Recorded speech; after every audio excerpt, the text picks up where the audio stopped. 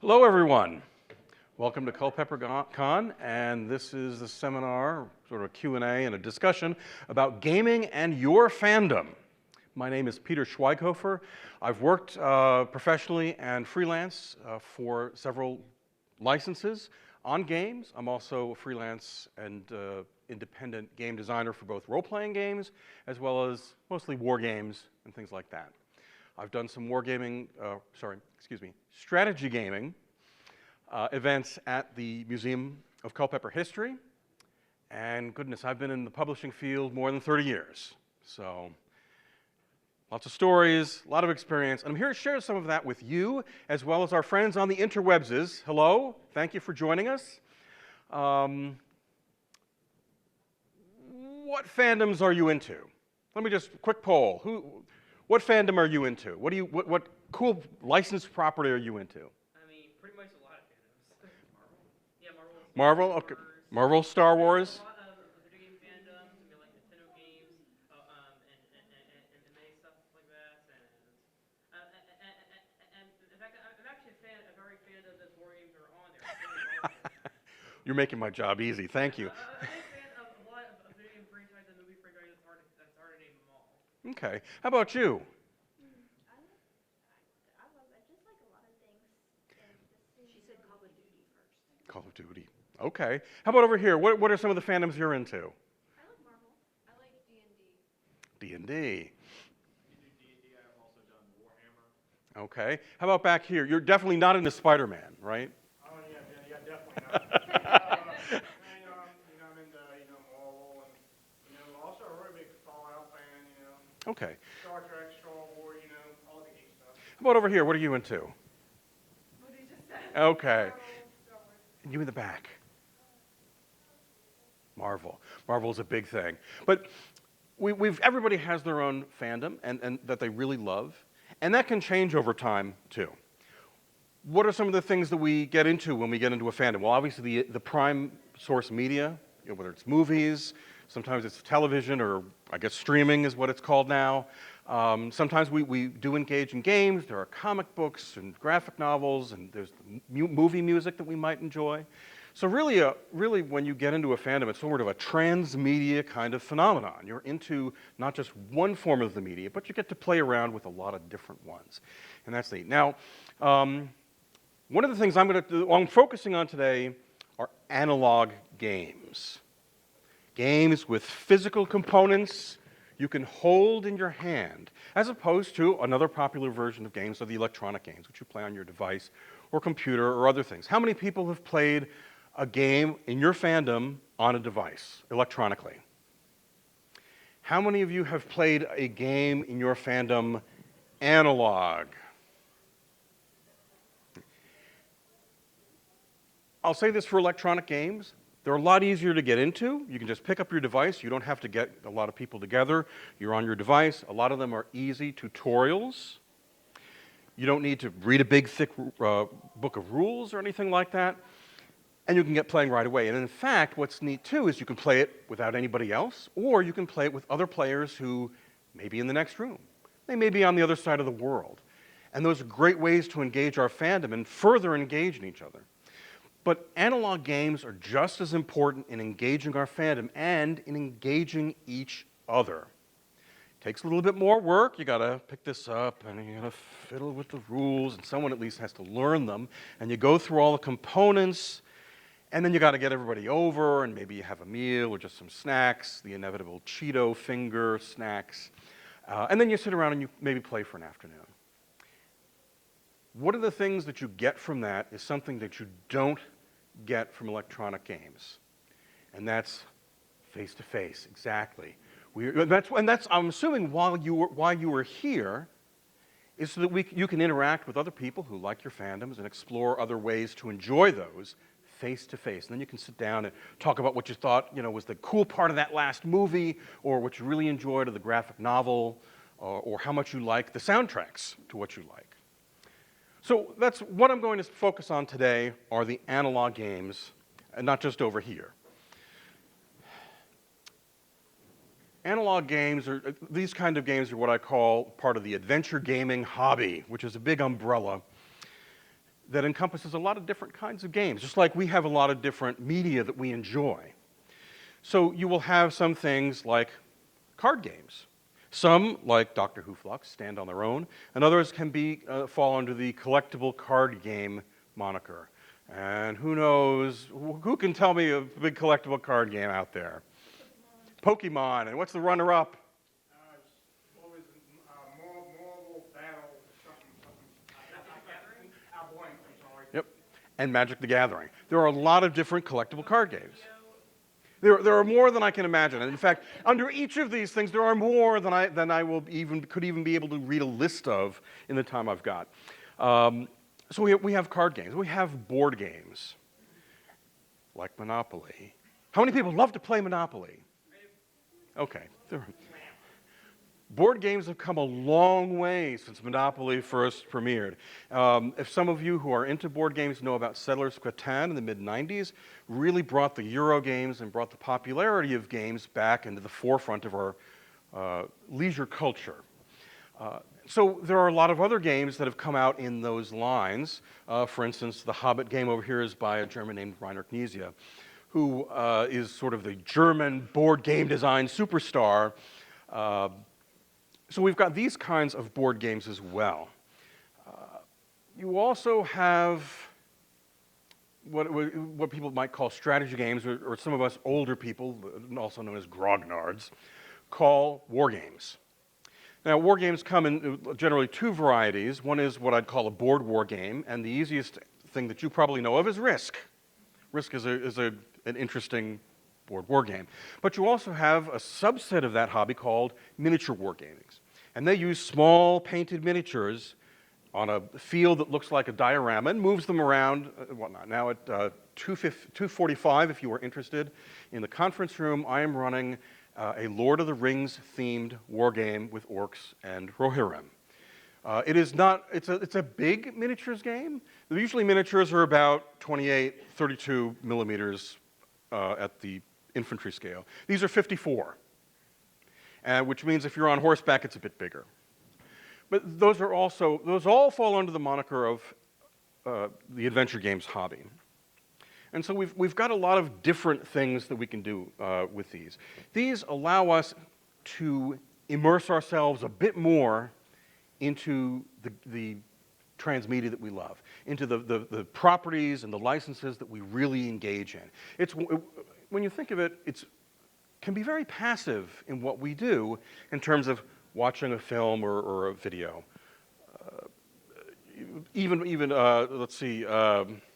Listening to music. You read a graphic novel. It's just you in that, and it's sort of entertaining you. That's what it does. But the engagement, your activity with it is limited to maybe turning a page or putting on the headphones or enjoying it within the media itself. Games, in their own media way, invite us to immerse ourselves a bit more.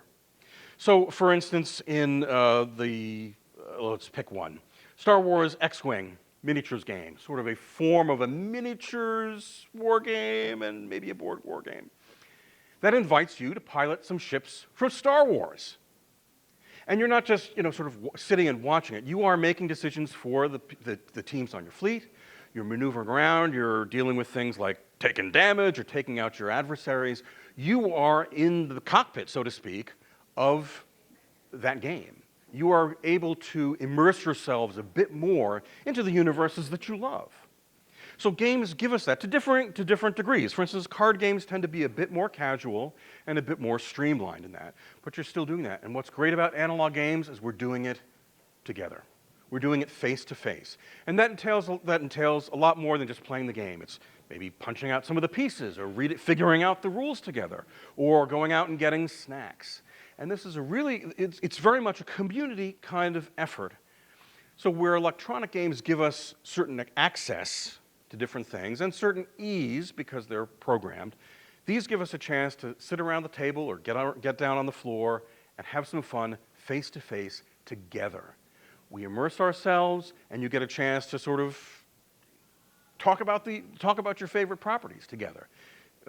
Reminisce about that last game you played where you're flying an X-Wing and people kept shooting at you and your X-Wing kept dodging it all. These are the experiences we want. They're a bit more immersive than simply watching or reading about the things, and that's kind of some of the magic that we've had. Which reminds me, one item under the adventure gaming hobby umbrella I forgot to mention, and it is possibly the most immersive of any of these games, role-playing games.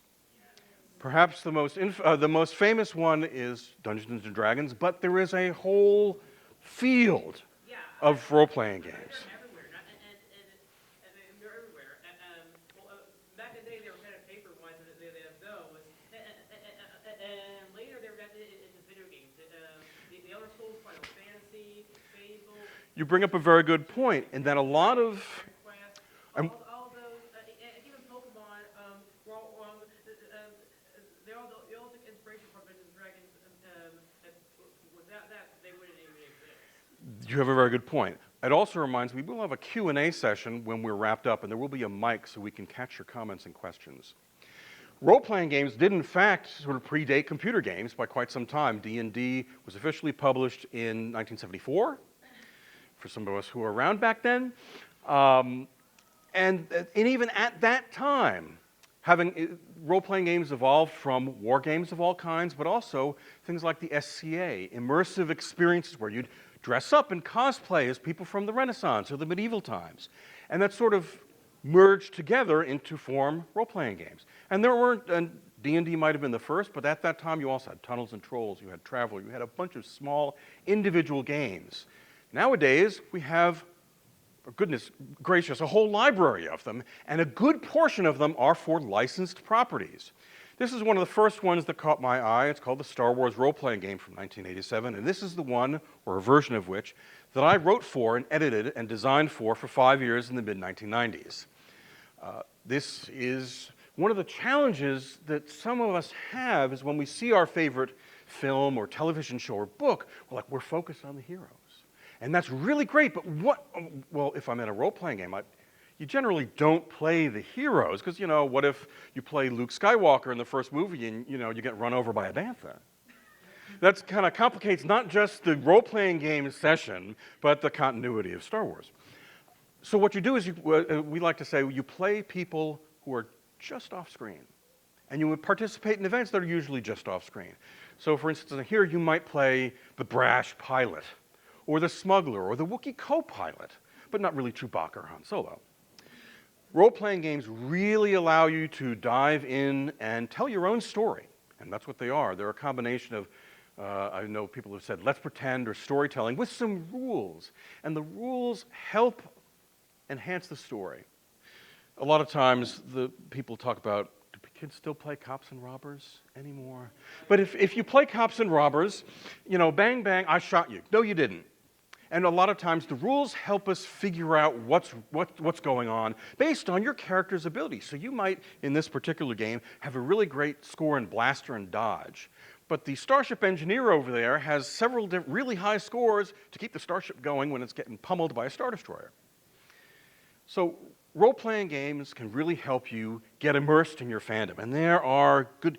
This was published in 1987, and it ended its run and went out of print in 1998, when West End Games, the company that published it, went bankrupt.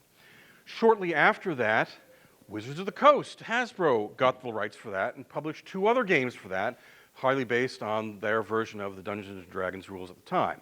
After they lost the license, Fantasy Flight Games put out yet a 3rd one.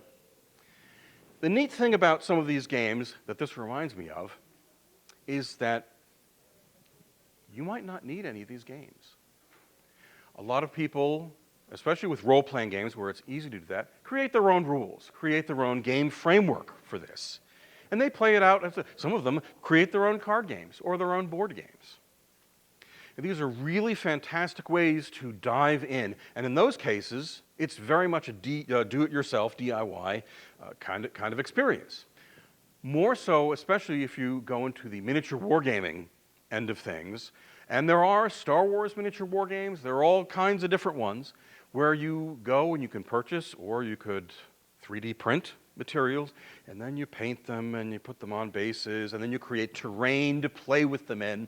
And it's really an extension of this hobby and therefore of your fandom involvement in any of these kinds of games. Where do you find this stuff, aside from the stuff that you're going to create? Much as I love analog things, the first place I'm going to point you is the interwebses. We loves the interwebses, my precious. Obviously, you could do a Google search for your particular fandom. You may have to narrow it down a bit if you're going for Marvel or DC, but you could easily type in, for instance, Spider-Man games. You could type in Spider-Man board games, card games. I don't know if there are any war games, HeroClix maybe.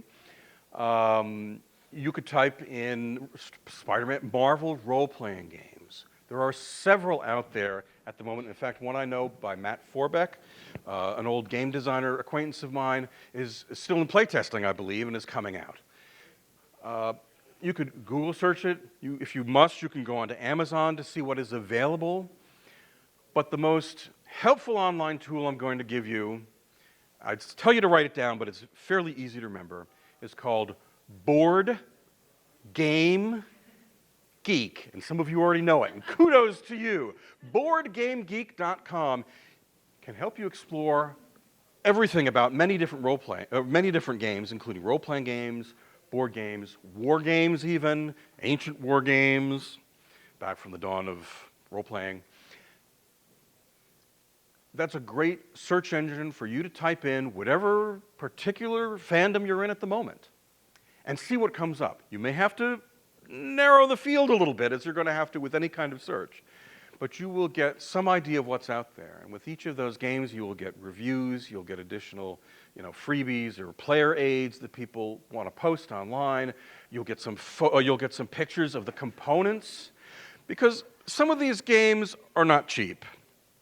The card games are usually fairly cheap, but you get into a nice role-playing game, you're going to want to get all the goodies for that. And dice, you can never have enough dice.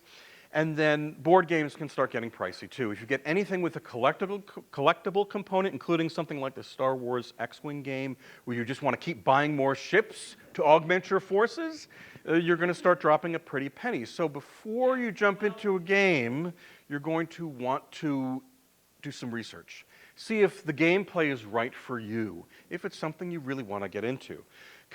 Game conventions and fan conventions, usually like this, are a good place if they have a gaming track to sort of come along and say, hey, I've heard about this game, I want to give it a try, someone's running it.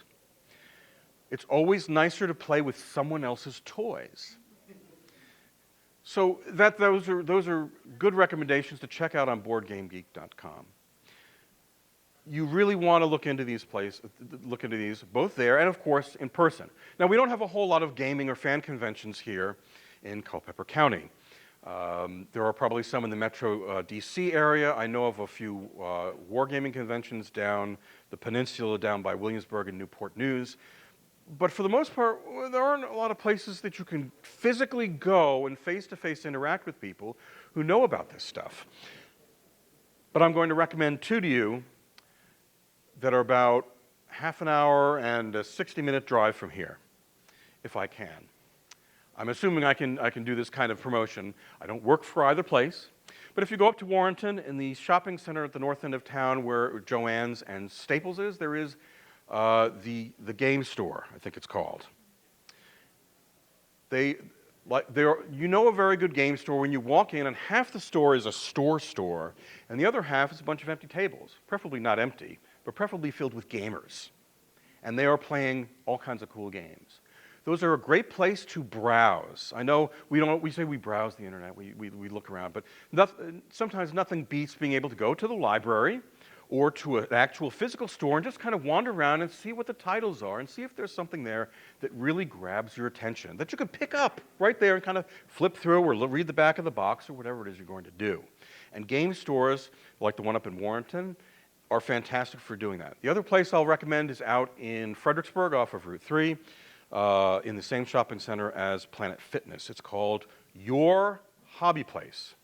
They also have a beautiful selection of different kinds of games, a lot of historical, a lot of Warhammer, as well as a huge area in the back to play.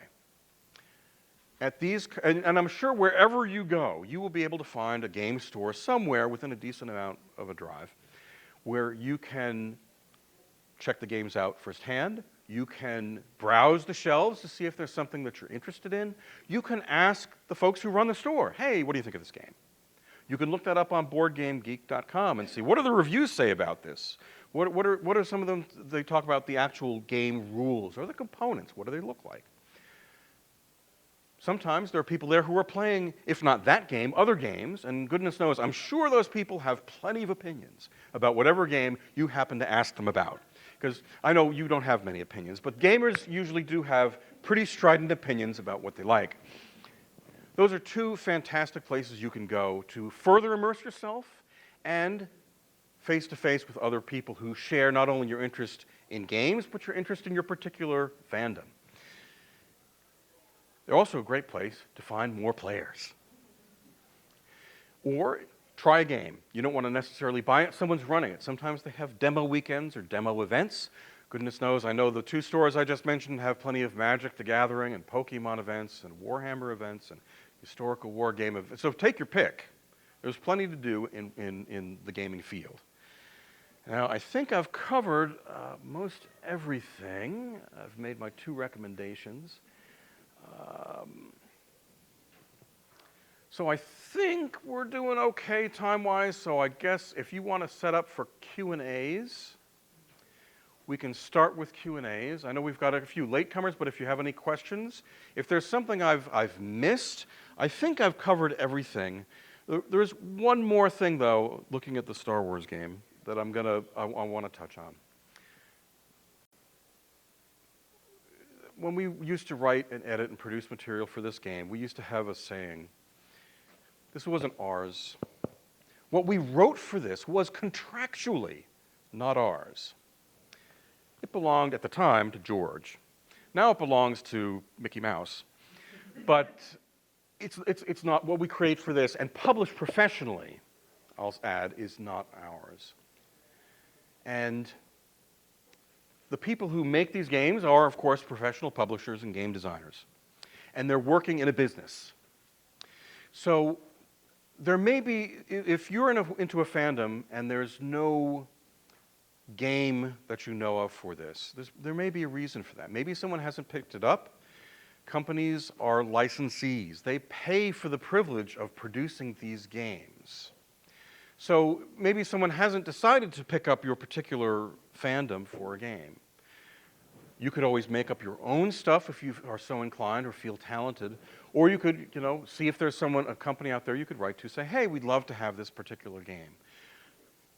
But companies that own the IPs, these companies with these transmedia properties, know that games are one of those medias you enjoy. And so they're always looking for business opportunities to find somebody to say, give us some money, and you can make some money, and we'll make some money, and we'll produce some cool games based on our particular intellectual property. They paid a license stuff. These are licensed games. It requires permission from them. So in order for that company to make that, they had to get permission from Lucasfilm. Do you really want me to go into that? I'll go into that. Having worked on this for 5 years, I basically ran a quarterly publication called the Star Wars Adventure Journal, which, unlike books are books, and we produce 2 books a month, which is pretty crazy even for the mid-90s for production. And you know why we did it? There was a fan base out there.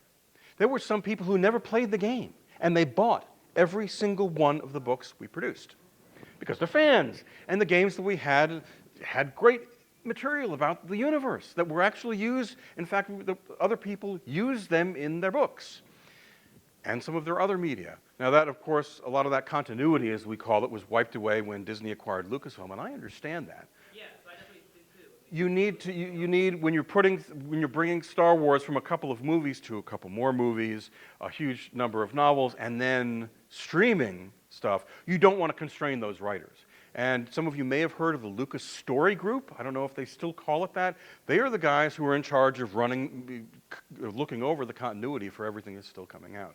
But to produce something like this, there was a long, long approvals process with proposals and concept art. And I don't even want to think about what it means for a game with components like board games. But someone would have to read through everything. Is this in the spirit of Star Wars? Is this in the spirit of the license?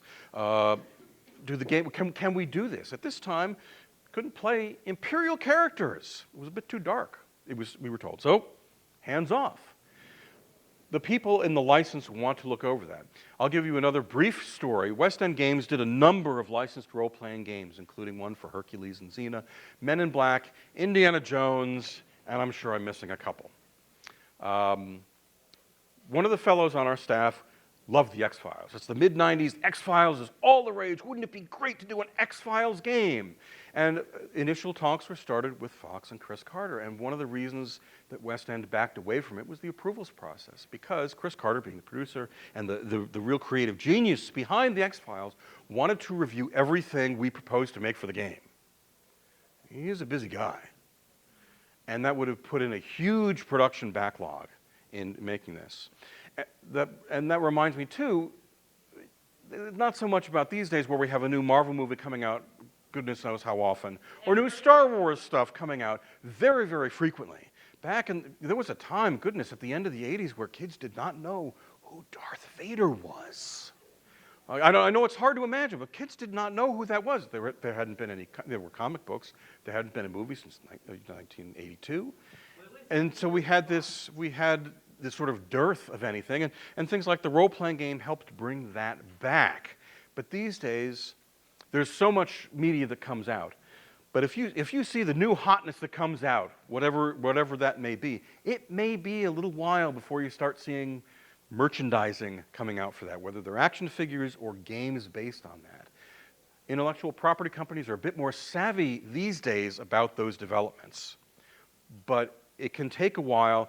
You know, imagine what goes into creating some of these games, with a board game, a card game, a role-playing game, in terms of the creative staff, figuring out the rules, play testing the rules. Goodness knows, you have to play test the rules or you're going to get it to production and see like, oh, this mechanic doesn't work. Nobody is winning the game. So it takes a while to get through that process. So when you do get into a new fandom that is brand new, the new hotness, it might take a while. And that's where certainly you're welcome to make up your own. Just don't sell it. But certainly you can have, just like you can have your own adventures with the action figures, you can certainly figure out how to do it. If you're especially into role-playing games or other kinds of games, you can figure out how to do this for yourself. Or find a setting neutral game that you like that you can adapt to that. Or as we say, reskin. I mean, goodness knows, how many times have we reskinned Monopoly into Star Wars and Marvel, and goodness knows how, and Culpeper. There are some games. Risk, I'll tell you, is, I don't like Risk. It's what I call, it's one of those infamous table flipping games where inevitably one person is winning and everybody else is losing, and someone loses their cool, and either that or they chuck the dice. The dice chucking games are great. And all the pieces go out.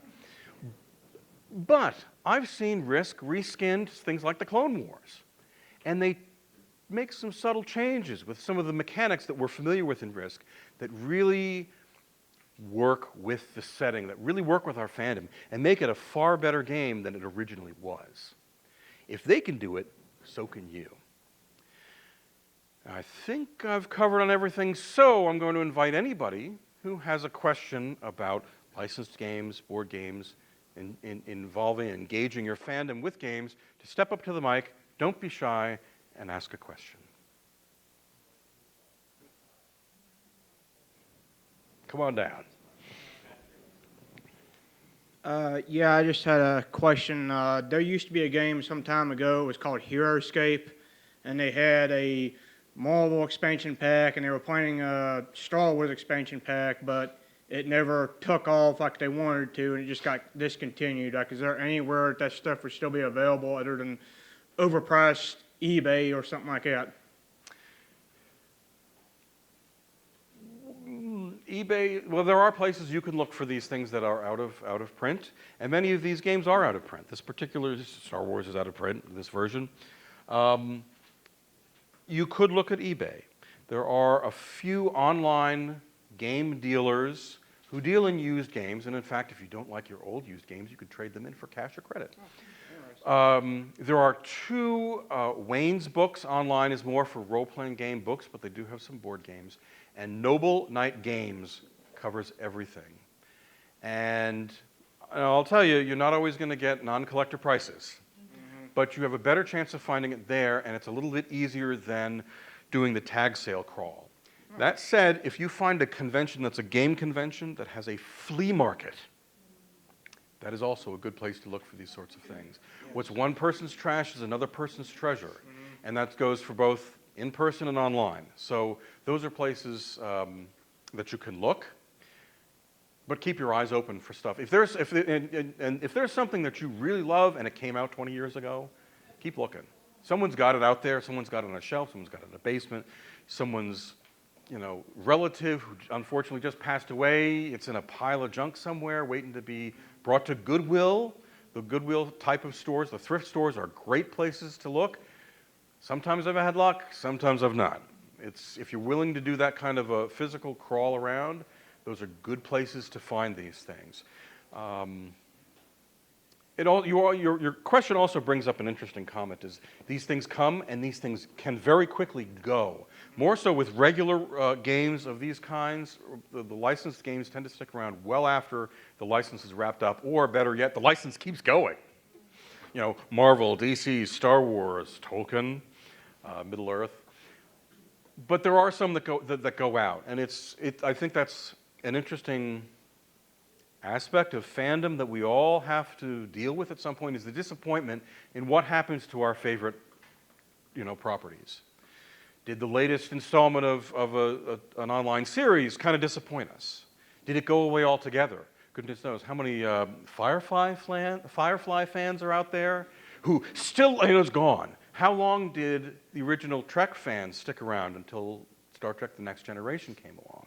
And then a whole bunch of different series and games. There's, goodness knows, there's Star Trek Attack Wing, which is very much like Star Wars X-Wing. So disappointment, I'm sad to say, is something that we all have to deal with, both as fans and gamers, as well as just general humans. It's difficult when we channel our enthusiasm and engage with a fandom so much, and then kind of have the official nature of that sort of peter out. That doesn't mean we can't still enjoy them, and these are great because, how many times have you been on the internet and, wow, that great site, where'd that site go? That site is gone. It's 404. It's not there anymore. The guy who was doing it doesn't update it anymore. It's gone away. One of the nice things about analog is as long as you got it, short of natural disasters or other things, you've got it. You can always just pull it out, dust it off, relearn the rules, play it around, whether it's next week or 5 years from now. It's there. Other questions? Step on up. This is more cultural, larger. How has the COVID pandemic affected gaming? Has it been a benefit, a detriment? I know already I had a friend who got back into D&D, I think, just before COVID, and it seems to be a huge D&D renaissance right now. Has that been the same way with other forms and other games because of COVID, or what do you think? That's a really fantastic question. Yeah.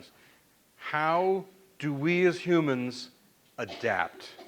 And this gets more complex the more specialized you get. It's one thing to adapt, well, how do I find my food? You're not going out and killing it, you're going down to the supermarket. Or during the pandemic, you're calling up and placing an order for pickup or delivery. But how do we engage in this inherently social experience when we're supposed to be isolating or masking and keeping our distance? And I think for all aspects of our society, we've had to adapt. And that's proven its challenges with something as tactile as analog games, as community-based as these games. As much as we sometimes worry about the internet really helped a lot of people. Certainly with role-playing games where you have different chat groups or roll D20 or something, where you can meet in a virtual space and interact. And what's nice about role-playing games is most of that takes place communicating to each other. You don't necessarily have to worry about moving figures or roll. You can roll dice if you want. You can even get electronic die rollers. So going on the internet has helped with that. There are some computer and internet modules that allow you to play games in real time against real opponents online. The one that comes to mind is called Vassal, and it is primarily for board war games. But there are other ways that we adapt to that. Getting together was not always easy to do. There is a genre of game called the solitaire game.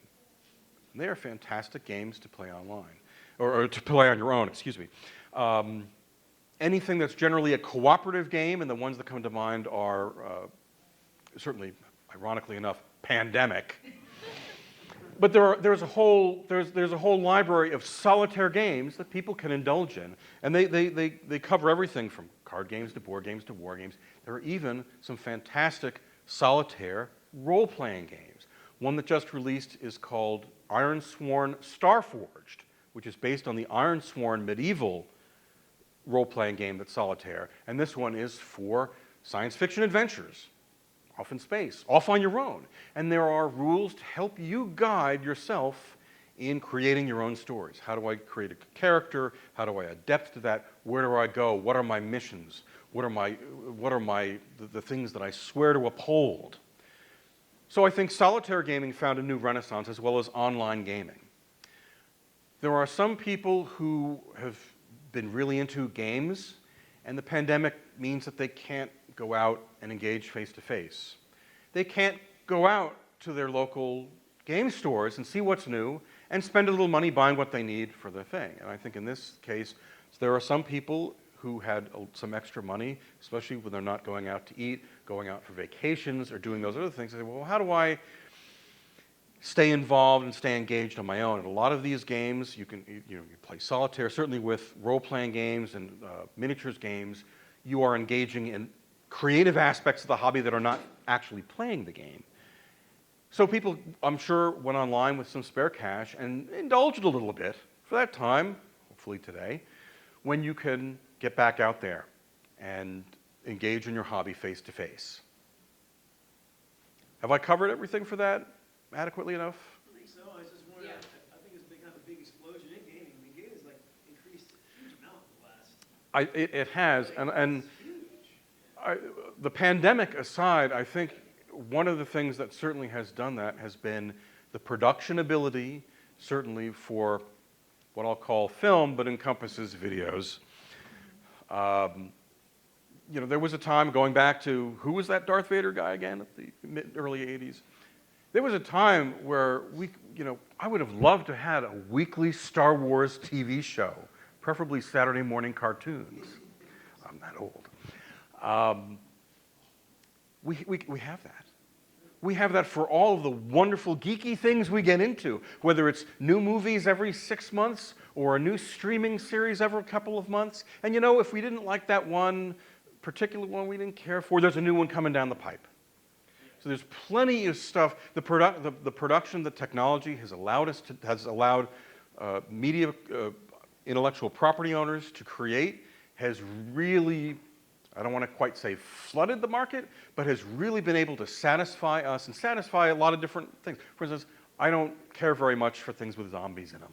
Zombies are just not my thing. So I pass up on The Walking Dead and other things. But goodness knows, there's plenty of other stuff that caters to my interests. And I think content producers understand that. It certainly is driven by our capitalistic model of economy. So we want to get engaged in that. And there is something more. And as part of that, more and more people are turning to all this transmedia material. So you start off with the movie or the book, you go on to the graphic novel, you buy the soundtracks, and then you get into the games. And once you get into the games, that can be a whole Pandora's box of, you just pick one.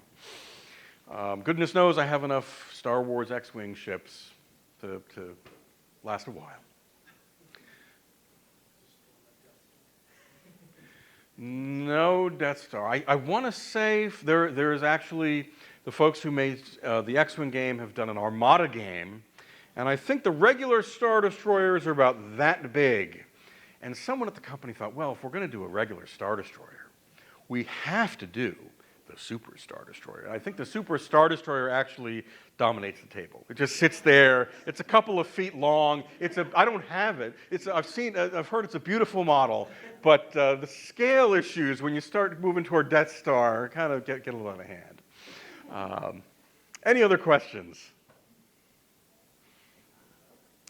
Please, I'm happy to engage. Go ahead. I am here, so engage me, please. Everyone talks about Star Wars and Star Trek. What's out there for the guys, folks who likes Battlestar Galactica? Battlestar Galactica. There is, unsurprisingly, a game very much like X-Wing. I believe it's put out by the Italian company Nexus, I think is what they're called. So you can get these wonderful pre-painted, for those of you who don't like to paint really tiny things, they're pre-painted models for these kinds of games. They're fantastic. And you can set up different scenarios for that, for Battlestar Galactica. There's a great Battlestar Galactica board game.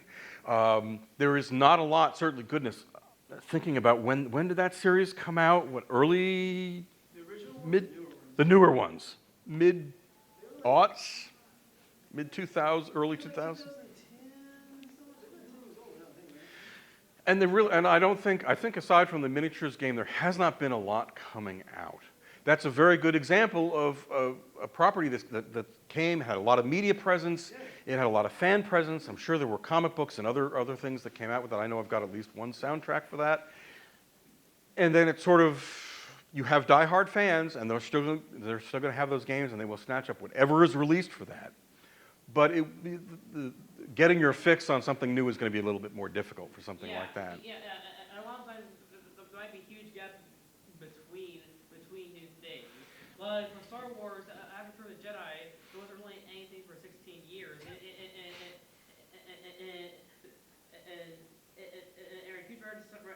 huge renaissance for the prequels, even though everyone hated the prequels, including myself. And it came back again with the Clone Wars series and stuff like that, and the sequel trilogy. Yeah, things come and go, and they eventually get comebacks, whether they're good or not. This brings up an interesting story. Star Wars is one of the things that I've loved most of my life. This will bring up an interesting story about that sort of lapse in material and how it can come back. When West End Games came out with the Star Wars role-playing game in '87, it was, who's Darth Vader? Very few people knew. It had been, what, 82, 83 since Jedi came out. And, people, back then, before we had overwhelming merchandising, it was like, okay, there were movies, we're done. We don't have a huge fan community in society at that point. So we muddle on through the rest of the 80s without any new media from Star Wars, except for maybe a couple of novels, and then they die out, and the Marvel Star Wars comics, which some of us really enjoyed. But really, that had to sustain everybody, all these other Star Wars fans, and eventually people go on to do other things or grow up, or I hate to think grow up, and engage in other aspects of life. When West End started producing this, Bantam Books got the license from Lucasfilm to do original novels. And they sent them several different names of authors to do it. A fellow named Timothy Zahn was picked to start a new series of novels set in the New Republic after Return of the Jedi. And so he starts writing, he's like, oh gosh, I gotta, what do I have to do? And so someone from West End sends him a box of everything that West End had produced at the time, which was a pretty heavy box. And he's like, oh gosh, these people have been making all this stuff. And this is continuity. Lucasfilm considers this not quite canon as the films, but canon for the universe. Part of the continuity. So he's like, oh, I have to read all this stuff. But as he starts reading, he comes to a realization, wow, this starship, I needed to invent a starship over here for something, but they've already done that, so I can use theirs. And I need a planet for this, but they've already got a planet. That's fantastic. It's not from the movies, but it's here. Lucasfilm has approved it, so he also doesn't have to worry about making something up that Lucasfilm may or may not approve. They've already proved it. It's in this book. We can point to it. Timothy Zahn's Heir to the Empire trilogy of novels is credited with helping to bring back a resurgence of interest in Star Wars. This is what's so great about transmedia. We start off with a film. All right, it fades off. We have a role-playing game. Wow, it hits, and then only gamers are going to play that. Then we start getting a novel. And the novel came along just in time to tap all those kids who were Star Wars fans back then, who are now a bit older and want to sit down for a novel. And then Dark Horse Comics starts coming out with comic book series. And then there are other games, there are collectible card games. Goodness, I've forgotten how many different card games there are. That's a great way for something like Star Wars, which someone at West End Games, the marketing director, the sales director, said, Star Wars is a dead license. Nobody wants Star Wars. This was, what, 87, 88, 89? And how much has that changed between media and everything else? It really has. It has changed a great deal. Two things. Just because there hasn't been new Star Wars media in a long time doesn't mean that it's inactive. Just because there was an 16-year gap between which we really don't understand, that doesn't mean the franchise is dead. There were still other media coming forward, just not the movies. The same way between this 10-year between Resistance and The Force Awakens, there was still new Star Wars stuff coming, even if it wasn't the movies. It wasn't the Clone Wars and the other animated shows. And I think that brings up a point about fandom. We love what we love. And it takes a lot to alienate us from things that we really invest ourselves in, whether it's watching all the episodes or all the movies or buying all the merchandise. When something like that goes away or subsides for a short while, we kind of go, well, maybe we're still carrying the torch, and sometimes we go into hibernation. And I think with fandom, it's great to be able to pick up where we left off and re-engage. And sometimes, like I said, we don't always, some of us don't like certain of the other Star Wars movies or didn't enjoy them as much. Some of us don't like some of the other media that falls under the umbrella of Star Wars. That comic book series wasn't my thing, but I love this comic book series. Whether it's streaming, some of the streaming stuff I think is great. Some of it has its flaws. I think that's one of the neat things about fandom. There are many aspects of it, and I think what I really enjoy is when I can engage with folks with any aspect, but particularly games, and have a really positive interaction with that as we enjoy, really, all these things that we've come to be a part of our lives. Any other questions? I probably have time for one more. Anybody? Anybody? Good. I was about to say Bueller. Thank you. So, in the licensed kind of stuff, do you come with like something already written in a universe thing to like the X-Files to like see like, hey, here's what we can do? Or do you say, here's all the other stuff we've done, we could do something in your universe? That's a very good question. It is not easy to break into licensed work. Usually you start off with a company that produces stuff. So you're right. You do go to someone, and West End, in fact, did go with a very popular game called Paranoia, about a darkly humorous future, because the computer is your friend. Trust the computer. You do go ahead and say, look, these are the games we've done. Sometimes you're lucky enough to have a stable of licensed material, but it establishes you as a professional publisher, and that you've done really the quality of your work that vouches for it. Not always do intellectual property license owners approach other companies. Usually the companies want to make money. They will approach the IP holders, the licensees, or the licensors rather. So you do create a proposal. Now, you don't want to invest too much time and say, hey, look, here's the 500-page game we just created, because what if they say no? Which is a good point. What if they say no? You reskin the rules. You take those concepts and you put them towards something that can make that company profitable, whether it's an intellectual property or not. But yes, that is something that you companies will do. Fans do not always do that. That said, I saw some great Star Trek: The Next Generation role-playing game rules before anybody even thought of doing that. A bunch of fans did it, brought it down to Kinko's, had it copied, gave it out to their friends. You can't sell it. It might get you the attention of a company that does produce such games. These days, that's getting into a long shot. I have seen fan-produced games that file off the serial numbers, like the game about a magical school for witches who ride brooms. A game about pulp adventurers looking for treasure and punching Nazis. Nothing like, you can't say Indiana Jones, but you can, nobody has a copyright on a genre or a style like that. Occasionally there are ones that are clear parodies, but those really don't get a lot of traction. But yes, it is a very involved business and legal proposition to do anything like this. And there are companies, our company had a legal guy. There are bigger companies that have a whole legal department that do nothing but this sort of thing. and they figure out the royalties and contract work and who are they paying and then you've got the creatives who have editorial and development, project managers, production managers, and who are we going to get to do this? Do we design this in-house? Do we get some freelancers? You know, who gets all the, well, we know who gets all the rights, is the intellectual property owner gets all the rights.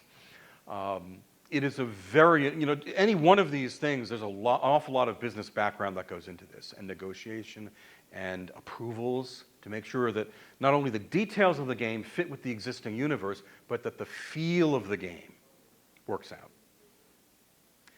Any other questions? I appreciate you guys all coming and hearing me go on for so long about games. If you have any questions afterwards or anything that occurs to you, come up while I'm packing up. As I mentioned earlier, at 2:45 in the conference room at the back of the library, I will be running Hungry Orcs, which is a war game using huge miniatures. Can I say that? If you are into Middle-earth, or if you are interested in just learning about how a miniature war game works. All right. Thank you very much.